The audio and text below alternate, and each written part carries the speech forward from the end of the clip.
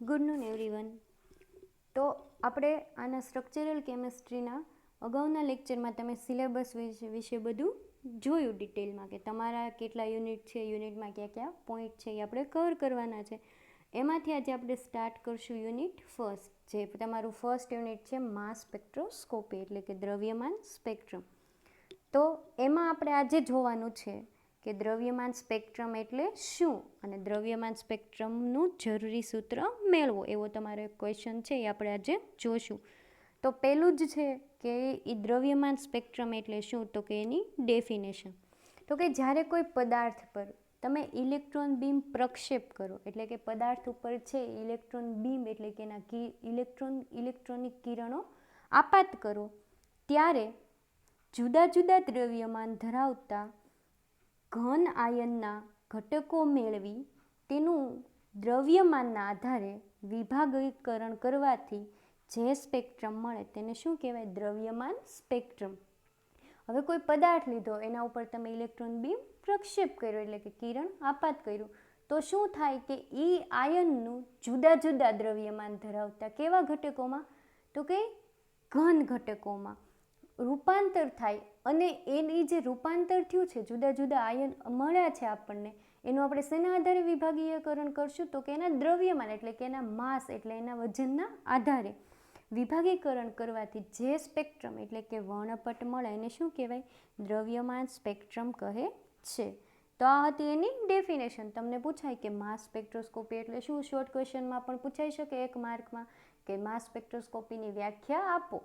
તો તમે કહી શકો છો કે પદાર્થ પર ઇલેક્ટ્રોન બીમ પ્રક્ષેપ કરી જુદા જુદા દ્રવ્યમાન ધરાવતા ઘન આયનના ઘટકો મેળવી તેઓનું દ્રવ્યમાનના આધારે વિભાગીકરણ કરવાથી જે સ્પેક્ટ્રમ મળે એને શું કહેવાય, દ્રવ્યમાન સ્પેક્ટ્રમ કહેવામાં આવે છે. હવે છે કે દ્રવ્યમાન સ્પેક્ટ્રમનો સિદ્ધાંત જણાવો, અથવા તો એનું જરૂરી સૂત્ર મેળવો.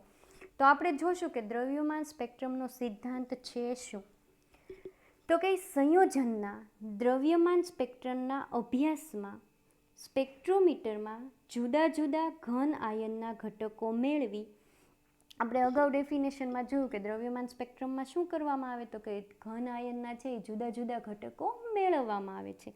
હવે એ ઘટકો તમને મળી ગયા, એના ઉપર શું કરવાનું છે, તો કે વી જેટલું, જે અહીંયા તમને સિમ્બોલ બતાય છે એ શેનું છે, કેપિટલ વી, એ એનું છે વિદ્યુત ક્ષેત્ર.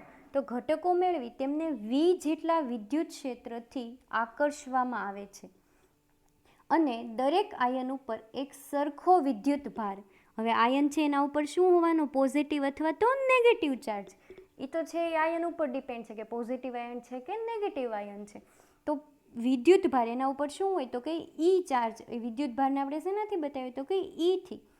ઈ હોવાથી દરેક આયનને કેટલી શક્તિ મળશે, તો કે ઈ વી જેટલી, એટલે કે તમે જેટલું વિદ્યુત ક્ષેત્ર લાગુ પાડ્યું છે એ, અને એના ઉપર રહેલો એનો ચાર્જ, એટલે કે ઈવી જેટલું વિદ્યુત શક્તિ મળે છે. આ આયનો વિદ્યુત ક્ષેત્ર વડે આકર્ષવાથી આ શક્તિનું શેમાં રૂપાંતર થશે, તો કે ગતિ શક્તિમાં. જ્યારે આયનો ઉપર તમે ઇલેક્ટ્રોન બીમ પ્રક્ષેપ કરો છો ત્યારે કોઈ ગતિમાં હોતું નથી, પણ કેવું હોય છે, તો કે સ્થિર અવસ્થામાં.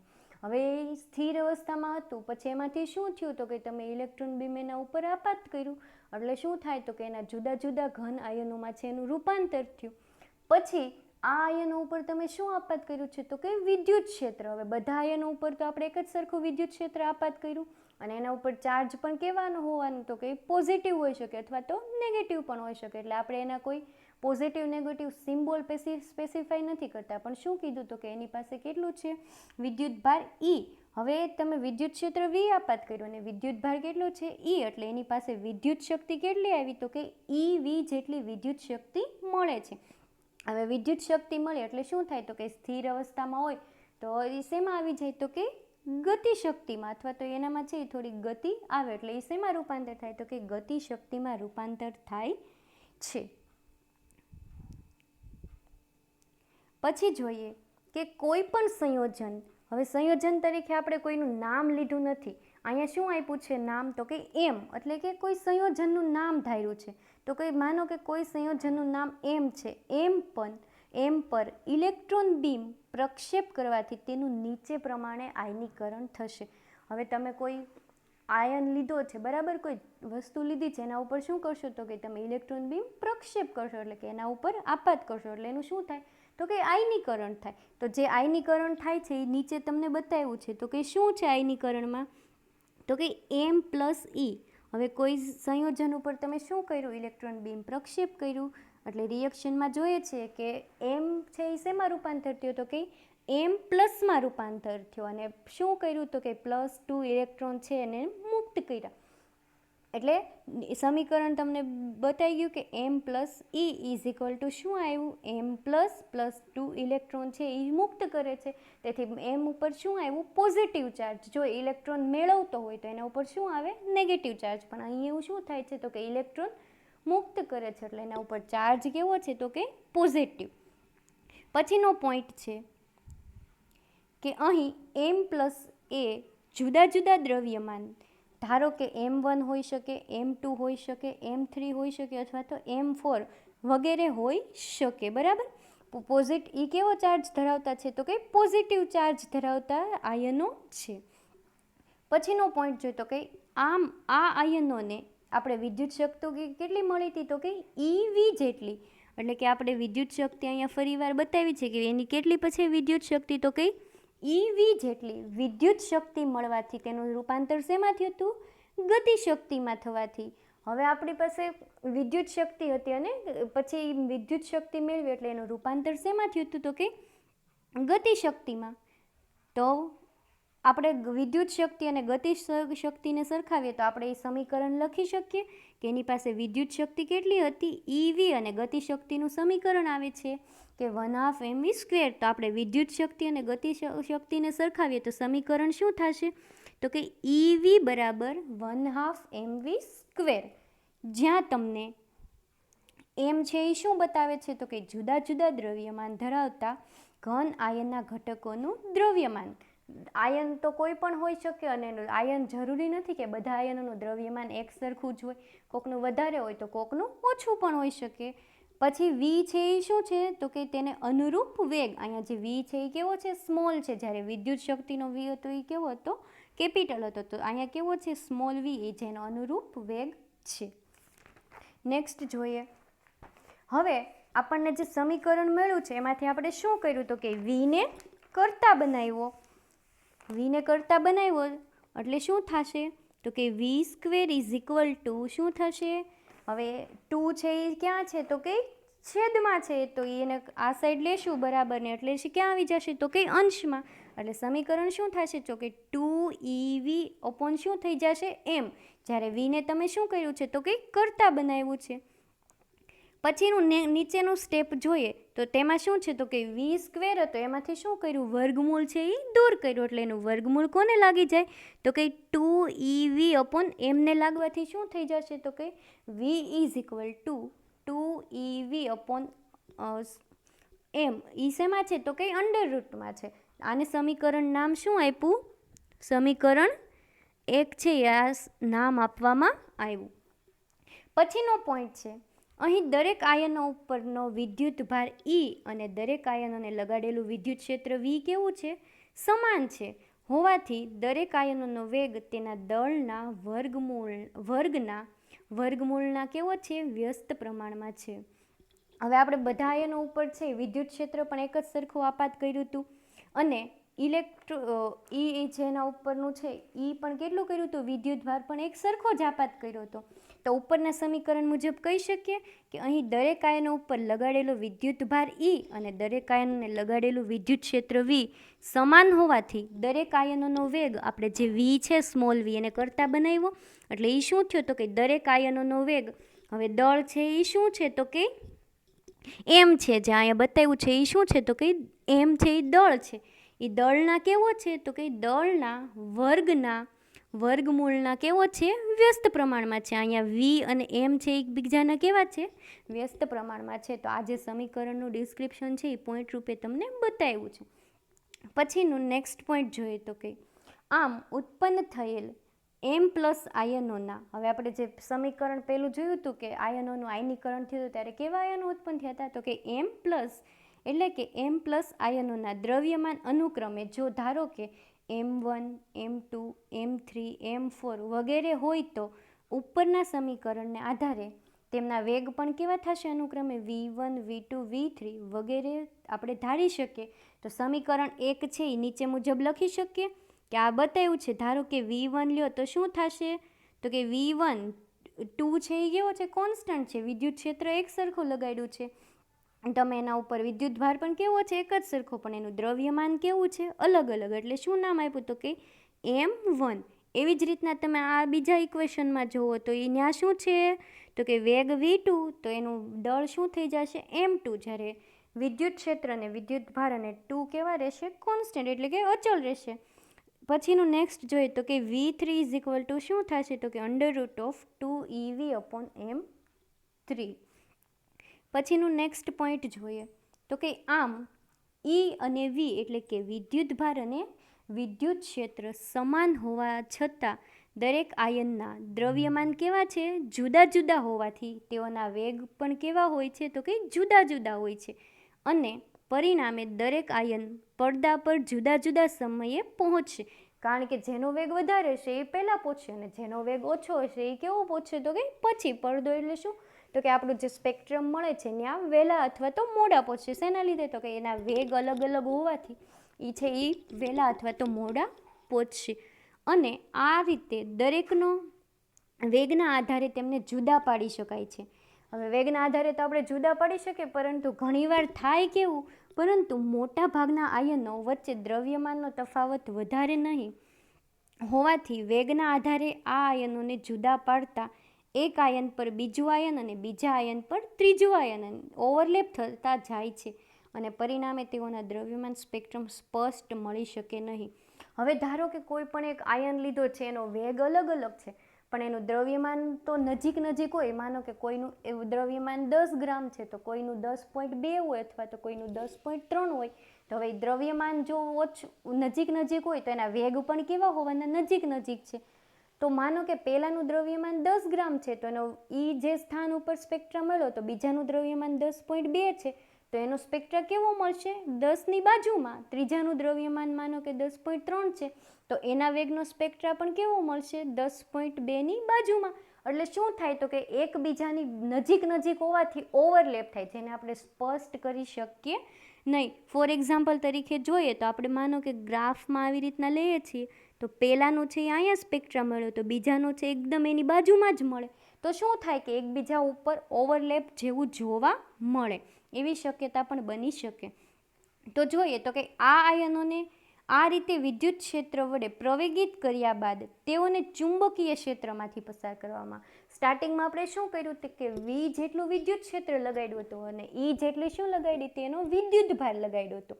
હવે આપણે શું કરવાનું છે, તો કે વેગના આધારે અને દ્રવ્યમાનના આધારે જો એકબીજા ઉપર ઓવરલેપ થતા હોય તો એને સ્પેક્ટ્રાને અલગ કરવા કેવા પડે, મુશ્કેલ બને. એટલે શું કરવામાં આવે છે, તો કે એને ચુંબકીય ક્ષેત્રમાંથી પસાર કરવામાં આવે છે. તો કે ચુંબકીય ક્ષેત્રમાંથી પસાર કરતા આયનો ચુંબકીય ક્ષેત્ર વડે આકર્ષિત થાય છે. પરિણામે દરેક આયન ઉપર લગાડેલ ચુંબકીય ક્ષેત્ર, ચુંબકીય ક્ષેત્રને આપણે શેના વડે બતાવીએ છીએ, તો કે કેપિટલ H વડે. તો કે ચુંબકીય ક્ષેત્ર H હોય તો દરેક આયનોને લાગુ પડતું કેન્દ્રગામી બળ શું થશે, તો કે HE અને સ્મોલ v જેટલું. માનો કે તમે આ ક્યાં મૂક્યું છે આપણે ઓલાને, તો કે પેલા કે શેમાં હતું, ગતિશક્તિમાં રૂપાંતર પામ્યું હતું, પરંતુ એમાં વેગ અને દ્રવ્યમાન નજીક નજીક હોય તો એકબીજા ઉપર ઓવરલેપ થતું હતું. તો શું કર્યું એને અલગ કરવા, તો કે એના ઉપર શું કર્યું, ચુંબકીય ક્ષેત્ર લાગુ પાડ્યું. એટલે આપણને શું મળશે, તો કે HEV થશે. શું થશે, એનું કેન્દ્રગામી બળ. શું થાય કે ચુંબકીય ક્ષેત્ર તરફ તમે એને મૂકો છો એટલે એ જે ચુંબકીય ક્ષેત્ર વધારે હશે તો કે ક્યાં હોય, કેન્દ્ર તરફ હશે વધારે. તો એ બધા આયનો છે એ કોના તરફ આકર્ષાય છે, તો કે કેન્દ્ર તરફ. એટલે કેન્દ્રગામી બળ આપણને શું મળ્યું, તો કે HEV થશે. નેક્સ્ટ જોઈએ તો કે જ્યાં H બરાબર શું છે, લગાડેલા ચુંબકીય ક્ષેત્રની પ્રબળતા. જે V છે એ શું છે, સ્મોલ v, તો કે આયનોનો વેગ, અને E છે એ શું છે, તો કે આયનો પરનો વિદ્યુત ભાર. હવે જેવું આપણે કેન્દ્રગામી બળ લગાડ્યું છે તો એના ઉપરથી આપણે સમીકરણ લખી શકીએ કે કેન્દ્રગામી બળ બરાબર શું થશે, તો કે HEV. જે V છે એ શું છે, તો કે સ્મોલ v, અને ઇક્વેશન નંબર કેટલો આપ્યું, 2. પછીનું નેક્સ્ટ પોઈન્ટ જોઈએ તો કે પરંતુ આ ચુંબકીય ક્ષેત્રને લીધે આયનો ચુંબકીય ક્ષેત્રમાં સ્થિર થતા નથી, પરંતુ શું થાય છે તો કે ચુંબકીય ક્ષેત્રની આસપાસ ફરે છે અથવા તો ગતિ કરે છે. એટલે કે કેન્દ્રગામી બળને સંતુલિત કરતું એક બળ કયું હશે? કેન્દ્ર ત્યાગી બળ આયનો ઉત્પન્ન કરે છે. હવે કેન્દ્રગામી બળ તો થયું, પણ શું હશે તો કે કેન્દ્ર ત્યાગી બળ, એ બેને સંતુલિત કરતું એક બળ ઉત્પન્ન થશે. એનું નામ શું આપ્યું? કેન્દ્ર ત્યાગી બળ. તો કેન્દ્ર ત્યાગી બળ બરાબર સમીકરણ છે કે mv²/r, જેને સમીકરણ શું નામ આપવામાં આવ્યું? 3. એ જે છે એ શેનું છે તો કે કેન્દ્ર ત્યાગી બળ. એ શું શેને સંતુલિત શેને સંતુલિત કરે છે તો કે કેન્દ્રગામી બળને સંતુલિત કરે છે.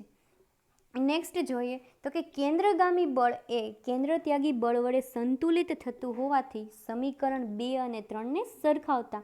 હવે કેન્દ્ર ત્યાગી બળ માટે આપણી પાસે સમીકરણ છે HEV, અને કેન્દ્ર ત્યાગી બળ બરાબર માટે આપણી પાસે સમીકરણ શું છે તો કે mv²/r.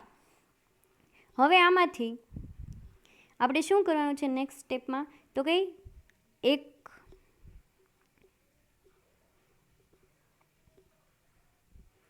અહીંથી આ એક V અને આ એક V છે, તો શું થઈ જશે તો કે એક V ઉડી જશે અને આપણને શું મળશે નીચેના સ્ટેપમાં તો કે HE અહીંયા V²માંથી શું થઈ જશે? V/r.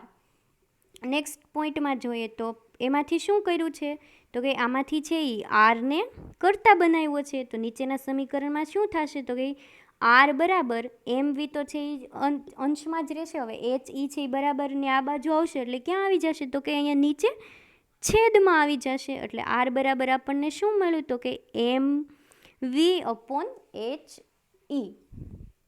જે સમીકરણ નંબર શું નામ આપવામાં આવ્યું છે? સમીકરણ નંબર 4. હવે તમારી પાસે આપણે જોયું હતું કે સમીકરણ નંબર 1, જે સમીકરણ નંબર 1માં શું હતું કે V બરાબર, જે V છે એ સ્મોલ v શું છે તો કે વેગ, √2E V/m, જ્યાં E છે એ શું છે એનું વિદ્યુત ભાર, કેપિટલ V છે એ શું છે એનું વિદ્યુત ક્ષેત્ર, અને m શું છે તો કે દ્રવ્યમાન. જે આ સમીકરણ આપણી પાસે કેટલામું હતું? સમીકરણ નંબર 1. હવે E Vની કિંમત આપણે ક્યાં મૂકવાની છે?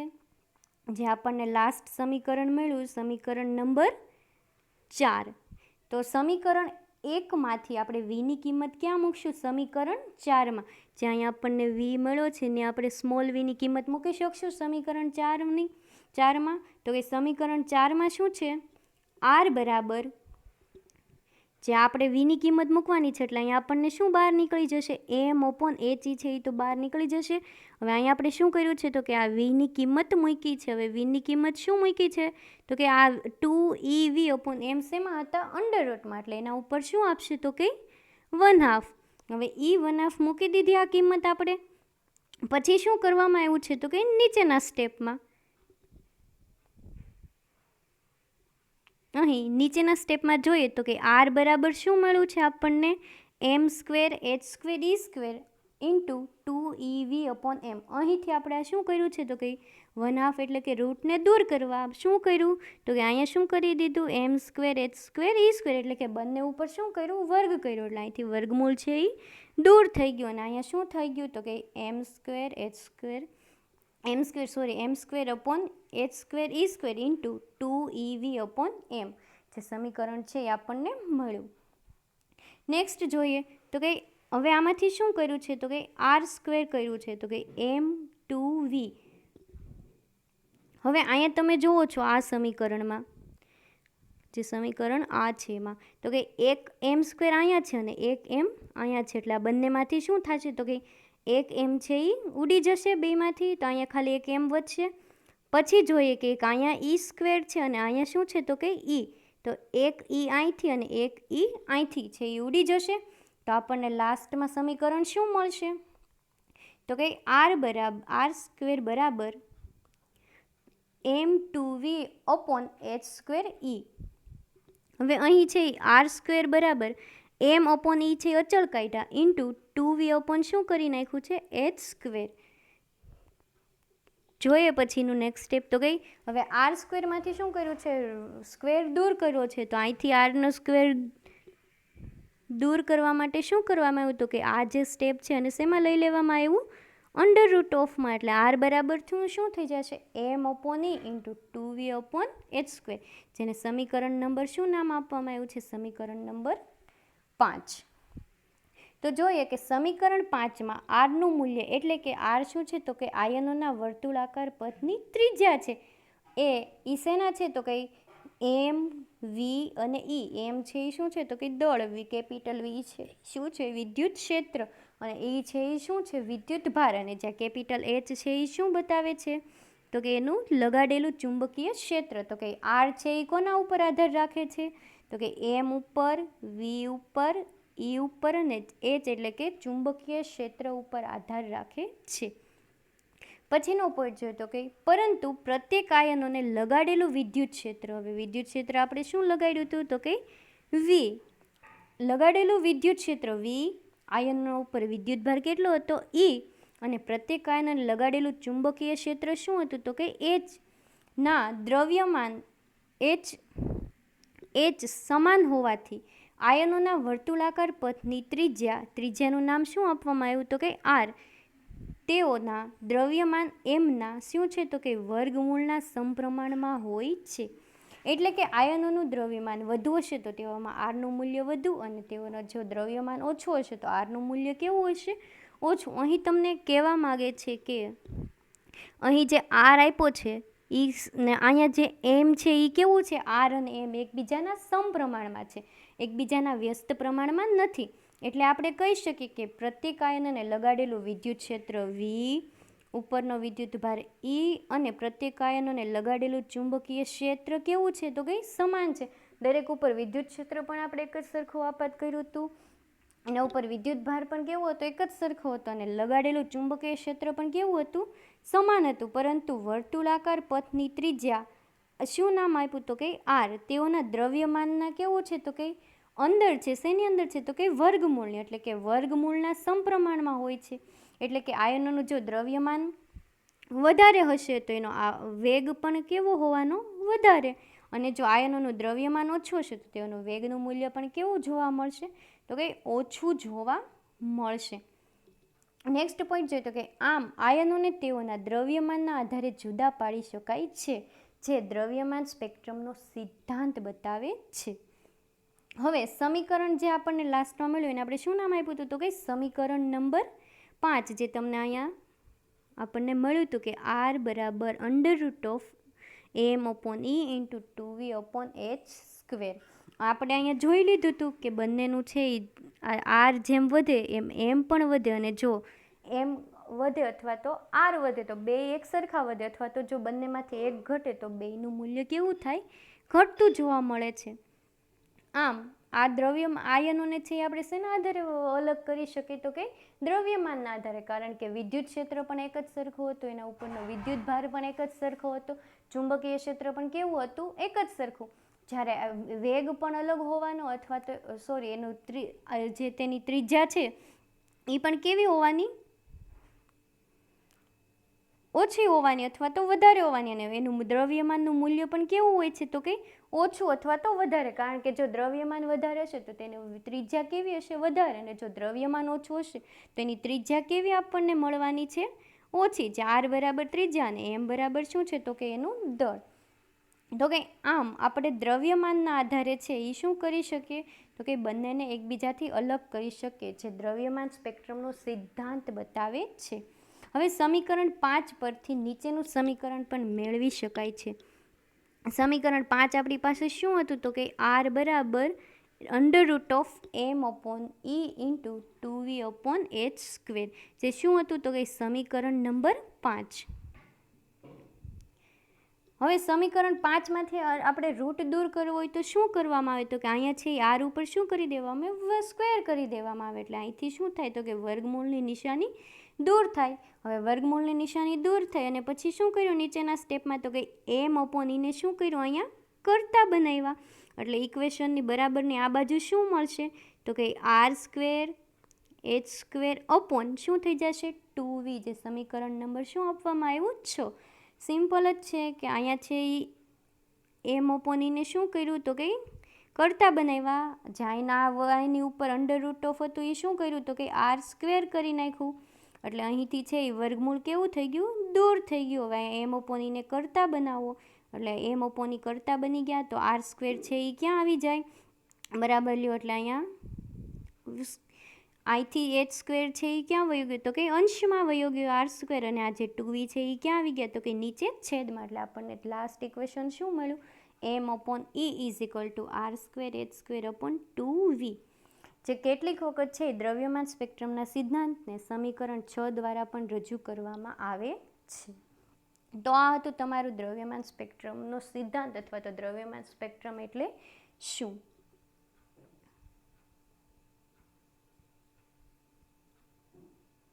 તો ફરીવાર જોઈ લઈએ કે એકવાર દ્રવ્યમાન સ્પેક્ટ્રમ એટલે શું, તો કે જ્યારે પદાર્થ પર તમે ઇલેક્ટ્રોન બીમ પ્રક્ષેપ કરી અને બીમ પ્રક્ષેપ કરવાથી જુદા જુદા દ્રવ્યમાન ધરાવતા ઘન આયનોના ઘટકો મેળવી તેનું શેના આધારે આપણે વર્ગીકરણ કર્યું તો કે દ્રવ્યમાનના આધારે એનું વિભાગીકરણ કરવાથી જે સ્પેક્ટ્રમ મળે એને શું કીધું હતું, દ્રવ્યમાન સ્પેક્ટ્રમ. હવે જે આપણને આયનો મળ્યા છે એના ઉપર આપણે શું કરીએ તો કે સરખું જ વિદ્યુત ક્ષેત્ર વી આપાત કરીએ અને વિદ્યુત ભાર પણ કેવો આપાત કર્યો તો સરખો જ. એટલે એ શું થતું તો કે સ્થિતિ શક્તિમાં, તો એમાંથી શેમાં રૂપાંતર થયું, ગતિ શક્તિમાં. હવે એ ગતિ શક્તિમાં રૂપાંતર થઈ ગયું પછી શું કર્યું તો કે એનું આયનીકરણ કર્યું એટલે આપણને પોઝિટિવ ચાર્જ ધરાવતા સિંગલ આયનો મળ્યા અને એમાંથી છે 2 ઇલેક્ટ્રોન મુક્ત થયા. હવે ગતિ શક્તિ અને આપણે શેનું સરખામણી કરી તો કે વિદ્યુત ભાર ઈ અને વીની અથવા તો વિદ્યુત ક્ષેત્રની. તો આપણને સમીકરણ મળ્યું કે ઈવી બરાબર 1/m સ્ક્વેર, જ્યાં એમ બરાબર શું હતું, ઘટકોનું દ્રવ્યમાન, અને વી હતો શું હતો, એને અનુરૂપ વેગ. હવે આપણે એનું સમીકરણ લાસ્ટ આપણે જોયું હતું કે આપણને શું મળતું હતું તો કે વી બરાબર 2ev અપોન એમ સ્ક્વેર. પછી આપણે જોયું હતું કે દરેકનું દ્રવ્યમાન છે એ કેવું છે, દ્રવ્યમાન અને વેગ એકબીજાના વ્યસ્ત પ્રમાણમાં હતા. હવે ધારો કે દ્રવ્યમાનનું જુદા જુદા આયનોમાં વિભાજન થયું તો એનું દ્રવ્યમાન અલગ અલગ હોઈ શકે. તો કે ધારો કે M1 M2 અને M3 હોય તો જેમ દ્રવ્યમાન વધારે હોય તો એમ વેગ પણ વધારે, અને દ્રવ્યમાન જો ઓછું હોય તો એનો વેગ પણ કેવો હોવાનો, ઓછો હોવાનો. તો એના આધારે આપણને છે એ બધા નીચેના સમીકરણો મળ્યા હતા, V1 V2 અને V3 વાળા એ સમીકરણ મળ્યા. પછીમાં આપણે જોયું હતું કે હવે છે એ સમીકરણ તો મળ્યા પણ શું થાય તો કે તેઓના દ્રવ્યમાન અને વેગ છે એકબીજા ઉપર શું થતા હતા, સ્પેક્ટ્રમ તો કે ઓવરલેપ થતા હતા. એટલે આપણે એના આધારે છે એ અલગીકરણ કરવું કેવું બનતું હતું, મુશ્કેલ બનતું હતું. તો શું કરવામાં આવ્યું તો કે એના ઉપર છે એ ચુંબકીય ક્ષેત્ર આપાત કરવામાં આવ્યું. ચુંબકીય ક્ષેત્ર આપાત કર્યું એટલે શું થયું તો કે એના ઉપર કેન્દ્રગામી બળ મળ્યું. એ શું મળ્યું તો કે એચ ઈ અને વી મળ્યું. હવે કેન્દ્રગામી બળને સંતુલિત કરતું એક શું મળ્યું આપણને તો કે કેન્દ્ર ત્યાગી બળ, જેને આપણે શું નામ આપ્યું તો કે કેન્દ્ર ત્યાગી બળ બરાબર એમ વી સ્ક્વેર અપોન આર. એ છે એને શું નામ આપ્યું તો કે સમીકરણ નંબર 3. હવે આપણે કેન્દ્રગામી બળ અને કેન્દ્ર ત્યાગી બળને એકબીજાને શું કરીએ છીએ તો કે સંતુલિત કરે છે. એટલે એ બે સમીકરણને શું કર્યું તો કે સમીકરણને સરખાવ્યા. એટલે આપણને શું મળ્યું તો કે જો સમીકરણ નંબર 4 આર બરાબર એમ વી અપોન એચ ઈ. હવે સમીકરણ 4માં શું કર્યું હતું કે આપણે સમીકરણ 1ની કિંમત મૂકી, કોની તો કે વીની કિંમત મૂકી હતી. તો આ વીની કિંમત મૂકી આપણે અહીં, અને અહીંથી શું કર્યું તો કે એના વર્ગને છે એ દૂર કર્યો. એટલે અહીંયા શું થઈ ગયું, એમ સ્ક્વેર એચ સ્ક્વેર અપોન ઈ સ્ક્વેર. પછી આપણે જોયું એટલે આપણને આ ફાઇનલ સમીકરણ છે એ અહીંયા સમીકરણ નંબર 5 મળ્યું. હવે સમીકરણ નંબર 5માં જોયું કે આરનું મૂલ્ય છે એ કોના ઉપર આધાર રાખે તો કે એમના મૂલ્ય ઉપર. શું કામ તો કે 2 કોન્સ્ટન્ટ હોવાનો, વિદ્યુત ક્ષેત્ર એક જ સરખું આપાત કર્યું હતું, ચુંબકીય ક્ષેત્ર પણ એક જ સરખું આપાત કર્યું હતું, અને વિદ્યુત ભાર પણ કેવો હતો, એક જ સરખો હતો. કારણ કે આપણને છે એ સિંગલ પોઝિટિવ ચાર્જ ધરાવતા જ આયનો મળ્યા હતા. એટલે શું થાય તો કે જે તેની આર અને એમ છે એ કેવા છે તો કે એકબીજાના સમપ્રમાણમાં છે. હવે આર છે એ શું બતાવે છે તો કે ત્રિજ્યા બતાવે, અને એમ છે એ શું બતાવે છે તો કે દ્રવ્યમાન. એટલે જો દ્રવ્યમાન વધારે હોય તો એની ત્રિજ્યા પણ વધારે હોવાની, અને જેમ દ્રવ્યમાન ઓછું એની ત્રિજ્યા પણ કેવી હોવાની, ઓછી હોવાની. એટલે છે એકબીજાનું આપણે અલગીકરણ શેના આધારે કરી શકીએ તો કે દ્રવ્યમાનના આધારે. બાકી વિદ્યુત ક્ષેત્ર છે, ચુંબકીય ક્ષેત્ર છે, એ બધા કેવા હતા, એક જ સરખા. તો ચેન્જીસ ક્યાં આવે તો કે કાં તો દ્રવ્યમાનમાં અથવા તો એના વેગમાં. તો આમાં છે કોઈ ઓવરલેપ કે એકબીજા ઉપર આપાત થવાની શક્યતા રહેતી નથી. તેથી આ સમીકરણ વડે આપણે છે ઇઝીલી રીતે દ્રવ્યમાન સ્પેક્ટ્રમ મેળવી શકીએ. અને ઘણી વખત છે AM/E કરતાં બનાવીને પણ આ સમીકરણ આવી રીતના રજૂ કરીએ, જેને શું કહેવામાં આવે છે? દ્રવ્યમાન સ્પેક્ટ્રમનો સિદ્ધાંત કહેવામાં આવે છે. તો આશા રાખું છું કે આ ઇક્વેશન છે એ તમને સમજાઈ ગયું હોય. જો એવું લાગે હજી એકવાર, તો ફરીવાર તમે એકવાર રિવિઝન કરી લેજો શાંતિથી અને સ્થિર મનથી. એટલે આ ઇક્વેશન છે ઇઝીલી રીતે તમને સમજાઈ જશે. અને આપણે આમાં એક જોયો કે શોર્ટ ક્વેશ્ચન પણ તમને પૂછાઈ શકે, કે ફર્સ્ટ શોર્ટ ક્વેશ્ચન એ થઈ શકે કે દ્રવ્યમાન સ્પેક્ટ્રમ એટલે શું, એની ડેફિનેશન છે એ આપણને પૂછાઈ શકે. તો આ 1 માર્કમાં છે એ ડેફિનેશન પણ તમને આવી શકે. પછીનું છે એ નેક્સ્ટ સેકન્ડ શોર્ટ ક્વેશ્ચન એ પણ પૂછાઈ શકે